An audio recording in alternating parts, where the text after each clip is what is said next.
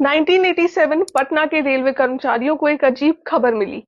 एक express train हर Sunday को 1 घंटा लेट चला करती थी। जब जांच शुरू हुई तो पता चला कि हर संडे सुबह 9 बजे वो ट्रेन एक स्टेशन पर रुकती थी और सारे गार्ड, ड्राइवर और रेगुलर पैसेंजर्स उतर जाते थे। स्टेशन के वेटिंग रूम में एक टीवी होता था। वो सब लोग उस टीवी पर फूलों की माला चढ़ाते, उसके सामने एक नारियल फोड़कर अगले 45 मिनट तक पूरा ध्यान लगाकर एक सीरियल देखा करते थे। दरअसल हुआ ये था कि उन सभी लोगों ने मिलकर पैसे जोड़कर वो टीवी खरीदा था, ताकि वो हर संडे सुबह को टीवी पर रामायण देख सके। ये जादू है भारत के सबसे मशहूर टीवी सीरियल का, यानी कि रामानंद सागर की रामायण का। वो कथा जिसने सारे देश को एक अटूट बंधन में बांध दिया था, जिसको इतना पावन माना जाता है कि लोगों के लिए उनका टीवी उनका मंदिर बन गया था। लेकिन बहुत कम लोग जानते हैं कि सीरियल से जुड़ी कहानियां भी उतनी ही जादुई हैं जितना हमारे प्रभु श्री राम। मैं सिनेमा छोड़ रहा हूँ। आज से मैं हमारे महान ग्रंथों की कहानियों को टीवी के लिए बनाऊंगा। 1976 में स्विट्जरलैंड के एक कैफे में बैठकर रामानंद सागर ने अचानक से एक घोषणा की। अपने जीवन में 20 से भी ज्यादा मूवीज, कई ब्लॉकबस्टर्स, धर्मेंद्र, राज कपूर, हेमा मालिनी जैसे बड़े बड़े नामों के साथ काम करके इतनी शोहरत हासिल करने के बाद अचानक वो सिनेमा को छोड़ कैसे सकते थे। पूरी इंडस्ट्री में उनका मजाक बनने लगा। कोई भरोसा ही नहीं करता था कि भारत की जनता ऐसी पुरानी कहानियों को सुनने के लिए तैयार है। पैसों से लेकर पॉलिटिक्स तक हर तरफ रामानंद सागर को दिक्कतें झेलनी पड़ी।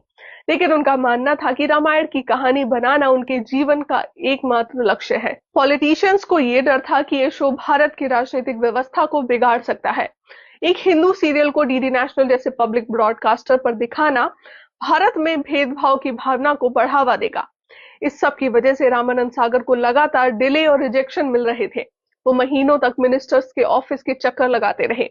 उनके शूट किए हुए 4 एपिसोड्स को घटाकर 1 कर दिया गया। उनसे ये तक कहा गया कि उन्हें डायलॉग लिखने नहीं आते। लेकिन फिर एक चमत्कार हुआ। कहते हैं कि एमआईबी सेक्रेटरी एसएस गिल ने एक एपिसोड की सीडी को चुपके से अपने घर ले जाकर अपनी मां को दिखाया। गिल की मां, जो बहुत बड़ी राम भक्त थी, उस एपिसोड को देखकर मानो जैसे मंत्रमुग्ध हो गई। उनके लिए वो सीरियल देखना ऐसा था जैसे उन्होंने श्री राम जी के दर्शन कर लिए हों। लेकिन जब उन्हें पता चला कि ये शो कभी बन नहीं पाएगा तो उन्होंने अपने घर पर भूख हड़ताल कर दी। उन्होंने अपने बेटे से कहा कि जब तक रामायण बनने की परमिशन नहीं मिलती वो एक दाना भी नहीं खाएंगी। और आखिरकार एक मां की जिद के कारण रामायण को टेलीकास्ट करने का अप्रूवल दे दिया गया। लेकिन जैसे ही ये खबर पार्लियामेंट में पहुंची, सबने कोशिश की कि रामानंद सागर से अप्रूवल लेटर वापस ले लिया जाए। लेकिन तीर अब कमान से छूट चुका था। लेटर मिलते ही रामानंद सागर दिल्ली से जा चुके थे। अब उन्हें कोई रोक नहीं सकता था। श्री राम के जीवन की गाथा हर घर में पहुंचने वाली थी। पूरे देश में एक ऐसा पावन वातावरण बनने वाला था जो कोई सोच ही नहीं सकता था। 25 जनवरी 1987 भारत के 40वें रिपब्लिक डे से एक दिन पहले रामायण का पहला एपिसोड टीवी पर एयर हुआ। इसके बाद देश में एक ऐसी लहर दौड़ पड़ी कि हर कोई एकजुट हो गया। हर संडे की सुबह पूरे भारत में सन्नाटा छा जाता। सारे रास्ते, गली मोहल्ले खाली हो जाते। ना कोई किसी के घर जाता, ना कोई फोन उठाता। ट्रेनें रुक जाती, पार्लियामेंट रुक जाता। हर कोई बस रामायण देखना चाहता था। गली नुक्कड़ पर टीवी देखने वाले लोग चप्पल उतार कर रामायण देखा करते थे।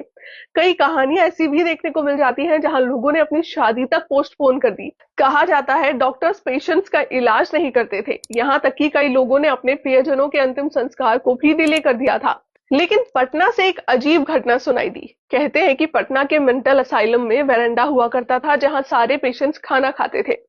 वेरेंडा के आसपास कई सारे बंदर हुआ करते थे और हर रोज खाना खाने को लेकर पेशेंट्स और बंदरों में लड़ाई होने लगती थी। एक दिन एक डॉक्टर ने सोचा कि इन पेशेंट्स को रामायण दिखाते हैं। शायद हनुमान और वानर सेना की कहानी सुनकर इन पेशेंट्स पर कुछ असर पड़े और ये तरकीब काम कर गई। कहा जाता है कि हर संडे को पेशेंट्स और बंदर मिलकर रामायण देखा करते थे। जब भी रामायण शुरू होती हर कोई गाना सुनकर भागा चला आता था। लेकिन एक दिन एक घटना हो गई। सुबह जैसे ही रामायण शुरू हुई सारे पेशेंट्स के साथ बंदर भी भागे चले गए। एक बंदर जल्दबाजी में टहनी को पकड़ नहीं पाया और पेड़ से गिरकर उसकी मृत्यु हो गई। कहते हैं सभी पेशेंट्स ने राम भक्त के नाम से उसका अंतिम संस्कार किया और उसकी छोटी सी समाधि बनाई। ये जादू था रामायण का, जिसने भारत के हर घर को एक कर दिया था। कहा जाता है कि बांग्लादेश, नेपाल और पाकिस्तान जैसे देशों में भी रामायण काफी पॉपुलर थी। कहते हैं किसी चीज को पूरी शिद्दत से चाहो तो पूरी कायनात उसे आपसे मिलवाने में लग जाती है। कुछ ऐसी ही कहानी है रामानंद सागर की रामायण की। जब कई दिनों तक ढूंढने के बाद भी रामानंद जी को सुग्रीव की भूमिका निभाने वाला कोई मिल नहीं रहा था, तब अचानक एक रात 3 बजे एक पहलवान सेट पर आ गया। वो कदकाठी में बिल्कुल वैसा था जैसा वो ढूंढ रहे थे। मैं आपका सुग्रीव, उसने कहा। रामानंद सागर ने उसे तुरंत तैयार किया और शूटिंग शुरू हो गई। ऐसे ही एक और घटना थी जिसने सभी को चौंका दिया था। श्री राम जी के बचपन में कागभुशुंडी नाम के कौवे की कथा है, लेकिन ये सीन सीरियल के लिए शूट कर पाना बहुत मुश्किल था। किसी भी कौवे को कंट्रोल कर पाना नामुमकिन है।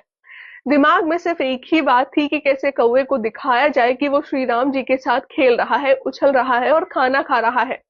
लेकिन फिर एक चमत्कार हुआ। एक दिन अचानक एक कौवा सेट पर आया और ठीक उस पेड़ पर जाकर बैठ गया जहां जरूरत थी। रामानंद सागर जी ने अपने हाथ जोड़कर कहा, कागभुशुंडी महाराज आप आ गए। ये बच्चा राम जी का किरदार निभा रहा है, कृपा करके यहाँ कुछ देर तक बैठिए। और ये सुनकर वो कौवा सच में पेड़ से उतरा और श्री राम जी की भूमिका निभा रहे बच्चे के पास आकर बैठ गया। कैमरा रोल हुआ और वो कौवा वही करता गया जो उसे करना था। वो श्री राम के साथ खेल रहा था, उछल रहा था और शूट के दौरान ठीक अपनी जगह पर टिका रहा। 10 मिनट के बाद जैसे ही शूट खत्म हुआ, वो कौवा तुरंत उड़कर वापस चला गया। रामानंद सागर जी की आंखों में आंसू आ गए। उन्हें लगा कि साक्षात भगवान ने आकर उनकी मदद की है। रामानंद सागर हमेशा मानते थे कि उनके भाग्य में लिखा है कि वो रामायण जरूर बनाएंगे। इसीलिए रामानंद सागर के रास्ते में जो भी रुकावटें आती थी, वो अपनी सच्ची श्रद्धा और धैर्य के भरोसे इंतजार करते। लेकिन एक समय ऐसा भी आया जब उनके धैर्य की बहुत बड़ी परीक्षा ली गई। इस कहानी को समझने के लिए हमें रामायण का अंत समझना होगा। माना जाता है कि दुनिया भर में रामायण के करीब 300 अलग अलग वर्जन हैं, लेकिन वाल्मीकि रामायण को खास मान्यता दी जाती है। वाल्मीकि रामायण के उत्तरकांड में श्री राम जब अयोध्या लौट आते हैं और उनका राज्याभिषेक किया जाता है, उसके बाद की कथा है। लेकिन इस कथा को लेकर एक गहरा विवाद छिड़ा हुआ है। कई लोग उत्तरकांड को सही नहीं मानते। उनका मानना है कि उत्तरकांड को ऋषि वाल्मीकि ने नहीं लिखा और उसके बाद में जोड़ा गया है। रामानंद सागर का भी यही मानना था। उनका मानना था कि जो श्री राम की वो पूजा करते हैं, वो किसी की भी बात मानकर अपनी पत्नी को गलत नहीं ठहरा सकते। इसीलिए उन्होंने अपने रामायण को श्री राम जी के राज्याभिषेक पर ही खत्म करने का फैसला किया। लेकिन जनता को यह फैसला मंजूर नहीं था। भारत के वाल्मीकि समाज ने इस बात की गहरी निंदा की कि लव कुश वाला एपिसोड क्यों नहीं बनाया गया। धीरे धीरे लोगों का आक्रोश बढ़ने लगा। मंत्रियों के फोन आने लगे। रामानंद सागर पर पॉलिटिकल प्रेशर बनाया गया। हर बार की तरह रामानंद सागर भी अपने फैसले पर अड़े रहे, लेकिन इस बार लोगों का गुस्सा सारी हदें पार कर चुका था। लोग सड़क पर आ गए थे, दंगे होने लगे, पब्लिक प्रॉपर्टी के नुकसान होने लगे, सड़कों को कचरे के ढेर से भर दिया जा रहा था। आखिरकार रामायण के कई अलग अलग वर्जन पढ़ने के बाद रामानंद सागर को एक कथा मिली जिससे वो सहमत थे और उसमें थोड़ा सा फेरबदल करके उन्होंने उत्तर रामायण के नाम से लव कुश की कथा को रिलीज किया। कहते हैं रामानंद सागर पर कई सारे कोर्ट केस किए गए। कुछ लोग रामायण की कास्टिंग, उनके बोलचाल, उनके कपड़ों से भी ऑफेंड हुए थे। कुछ ने कहा कि रामानंद सागर ने रामायण के साथ खिलवाड़ किया है, इसकी वजह से वो आखिर में रामायण के शूट पर ही नहीं जा सके। उन्होंने रामायण की सिर्फ स्क्रिप्टिंग की थी।